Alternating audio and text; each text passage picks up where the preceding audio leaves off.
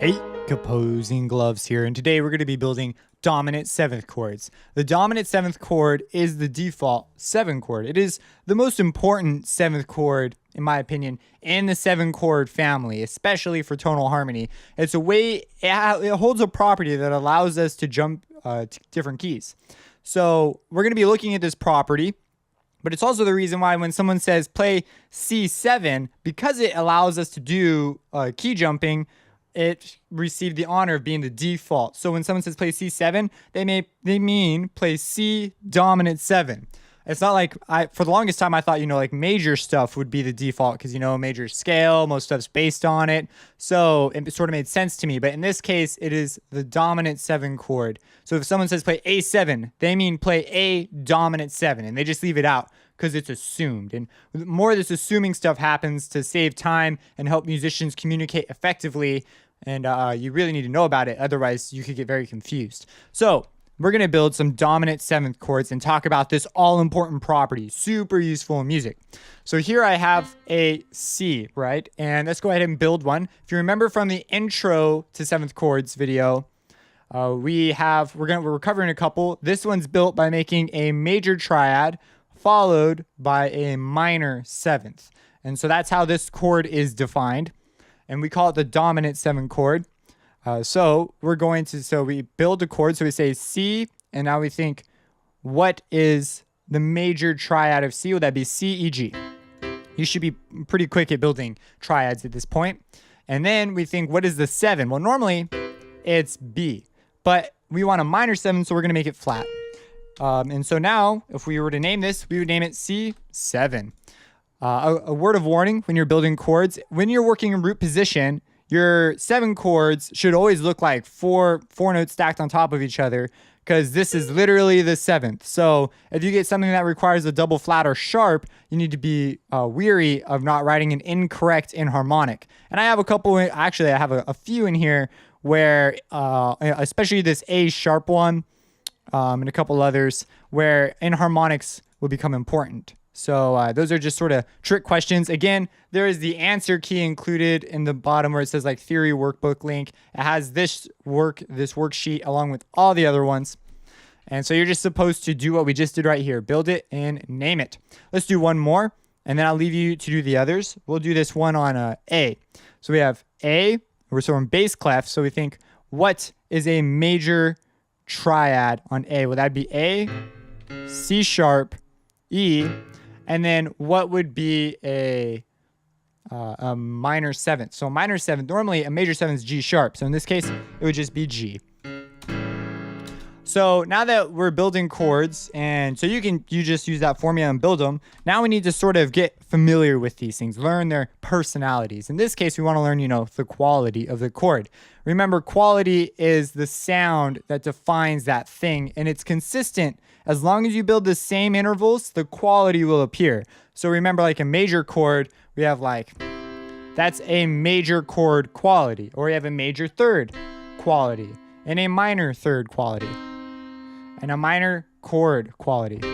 And this will sound the same if I were to play it on like D. The quality remains the same. The notes have changed. Here's another one. That's a minor quality. So these qualities remain the same regardless of what key we start on. But now it can get kind of crazy in reality, but pretty much you can rely on these as centers for picking the kind of song you want to write. We can use these qualities. So what kind of quality does the dominant 7 chord offer us? Well, the dominant 7 chord is built on a major triad, right? So this is a major triad. It's C major triad. And if we add the 7 and make a major 7 chord, it's like if we were to listen to just the major triad, most people kind of associate it with innocence, childlike, really just sort of cheesy. So there are definitely compositions that prove it to the contrary, but for the most part, like 95% of compositions is used in that sort of a sense. So when we add the 7, the major 7, it's like our chord grew up. We went from being a child to like an adult. We are now a mature C chord. Now, what if we add a dominant 7? What if we lower that 7 one more time? We get that. That is really important to us. Now, if we listen to the first one, the major 7, we kind of feel like we've said something, but we don't feel a need to move somewhere else. There's no really built-in tension. Like there is tension, especially if I started using inversions, but it's not really pulling towards something nearly as strong as that is. That one has a clear, it wants to go somewhere. And it wants to actually go here. And so we say, wow, that's really interesting. It pulls somewhere. This chord quality has a pulling quality. And that makes it very valuable because what I just did was switch keys on you. It's really, really pretty cool. So we could start, playing in C major. But we always want to go back to C. But if suddenly I said, oh no, here's C dominant 7 or just C7. And then we go.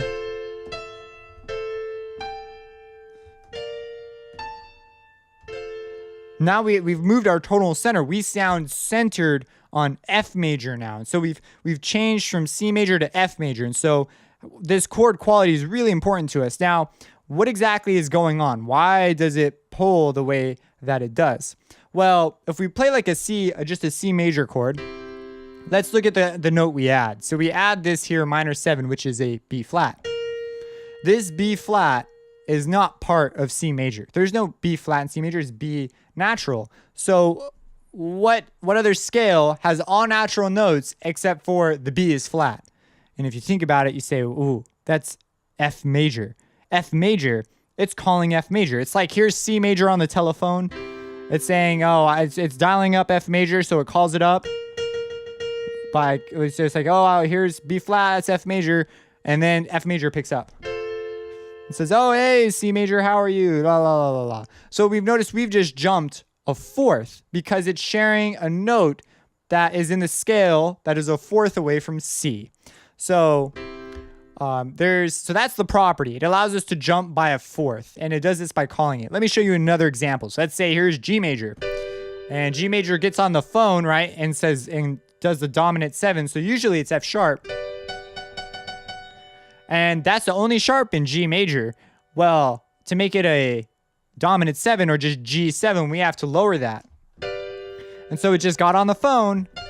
It is calling, and now we think, well, wait a second. Okay, I know a fourth away is C. How is this related to C?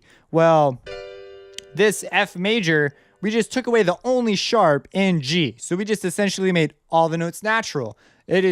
So this is calling the scale away from it. So this would resolve to C major.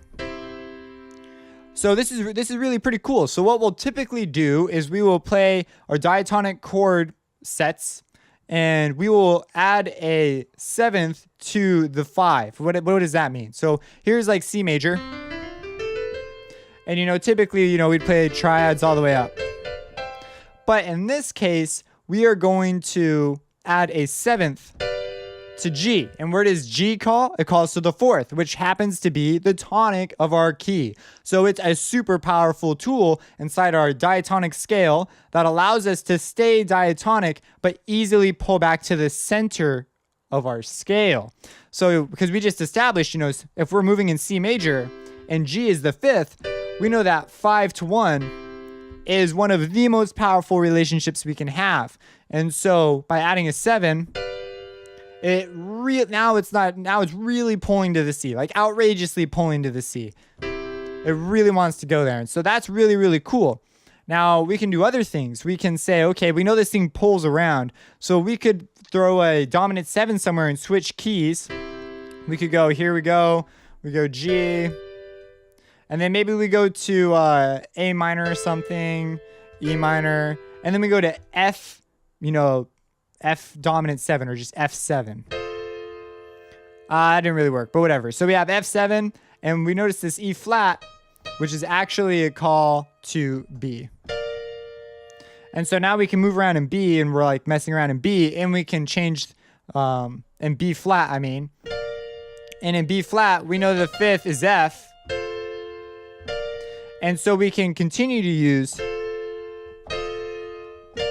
this relationship to pull back and forth. So it's really, really useful. Hopefully, I'm just trying to draw the connections for you and you can use it in your music. We're going to look at applying it more, but first you want to get quick at building them. So again, watch your Enharmonics. It's built with a major triad followed by that change on the followed by, you lower it up to a minor 7. So you lower it to a minor 7, and now it probably makes more sense too why it's called a dominant 7 chord. And then we just shorten it to C7 is because the reason why it's called dominant is because this enhances the dominant scale degree. Here's like C as our tonic, and if we change our dominant chord, the dominant scale degree to be to have a 7, that's still diatonic, we get a dominant 7th chord. So there's some cool extra stuff for you. So go ahead, do this exercise. There'll be a couple more following this one. If you enjoy these videos, like, comment, subscribe, support me on Patreon, all that really cool stuff. If you have any questions, let me know, and have a blessed day.